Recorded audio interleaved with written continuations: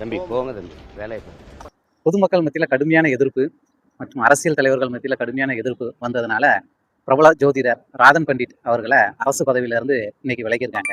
உண்மையிலே வரவேற்கத்தக்க செய்தி. மக்களும் இளைஞர்களும் விஜய் தங்களுக்கு நல்லது பண்ணுவார் அப்படின்னு நம்பிதான் ஓட்டு போட்டாங்களே தவிர ஒரு ஜோசியக்காரரோட பேச்சை கேட்டு அதன்படி நடக்கிறதுக்கு ஓட்டு போடல. அதனால இன்னைக்கு அவர் பதவியை விட்டு நீக்கி இருக்கிறது உண்மையிலேயே ஒரு நல்ல செய்தி தான். அதுக்கப்புறம் இன்னைக்கு சட்டசபையில பெரும்பான்மையை நிரூபிக்க வாக்கெடுப்பு நடத்தினாங்க. அதுல எதிர்கட்சிகள்லாம் முன் வச்ச குற்றச்சாட்டு என்ன அப்படின்னு, விஜய் குதிரை பேரம் நடத்துறாரு அப்படின்னு எல்லாரும் சொன்னாங்க. உண்மையிலேயே குதிரை பேரம் தான் நடந்தது அப்படிங்கிறது மக்களுக்கே தெரியும். விஜய் ஒவ்வொரு கட்சி தலைவர்களையும் சந்திக்க போகும்போது வீட்டுக்கு சோஃபாயா போகுது அப்படின்ட்டு உதயநிதி ஸ்டாலின் கூட கேட்டிருந்தாரு. புஷ்பா பட பாணியில சோஃபா போகுது, இதுல ஏதோ ஒரு மர்மம் இருக்கு அப்படிங்கிற மாதிரி அவர் கேட்டிருந்தாரு. ஆனா விஜய் என்ன சொல்லியிருக்காரு அப்படின்னா, நாங்க குதிரை பேரம் நடத்தல, குதிரை வேகத்துல செயல்படக்கு நாங்க ஆட்சி பண்ணிட்டு இருக்கோம் அப்படின்னு அவர் சொல்லியிருக்காரு. இதெல்லாம் தாண்டி ஒரு குரூப் கிளம்பி இருக்கு. இப்போ விஜய் சார், நீங்க எங்களுக்கு 2500 தராண்டாம், நீங்க எங்களுக்கு 6 சிலிண்டர் தராண்டாம், நீங்க மக்களுக்கு நல்லதை மட்டும் பண்ணுங்க, நீங்க நல்லா இருங்க, நாங்க உங்ககிட்ட எதையுமே எதிர்பார்க்கல அப்படின்ட்டு ஒரு குரூப் இன்னைக்கு பேச கிளம்பிருக்கு. ஏன் அப்படின்னா, விஜயால இந்த திட்டங்கள்லாம் நிறைவேற்ற முடியாது அப்படின்னு இப்பவுமே தெரியுது.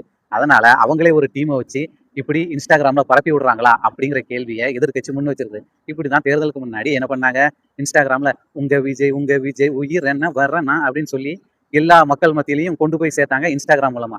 இன்னைக்கும் அதே ஒரு பரப்புரைய விஜயால இதெல்லாம் பண்ண முடியாதுன்னு தெரிஞ்சதுனால இன்னைக்கு மக்கள் பேசுற மாதிரி விஜயோடைய ரசிகர்களை, விஜயோடைய தொண்டர்களை வச்சு பேச வச்சுக்கிட்டு இருக்காங்க.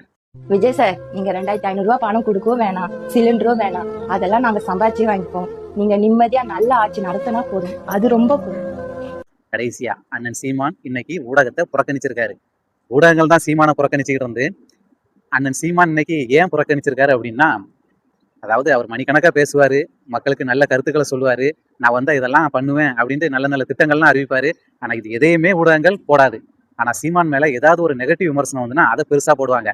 அது இந்த தேர்தலில் பிரதிபலிக்கவும் செஞ்சுது. ஊடகங்கள் சிறிதளவு கூட இந்த தேர்தலில் நாம் தமிழர் கட்சிக்கும் அண்ணன் சீமானுக்கும் கை கொடுக்கல அப்படிங்கிறத உணர்ந்த சீமானின் தம்பிகள் தங்கைகள் அண்ணன் சீமான் கிட்ட ஒரு கோரிக்கை வச்சாங்க. அண்ணன், இனி ஊடக சந்திப்பு நடத்தாதுங்க, மக்கள் பிரச்சனைக்கு போய் நிற்காதுங்க அப்படின்ட்டு சொல்லியிருந்தாங்க.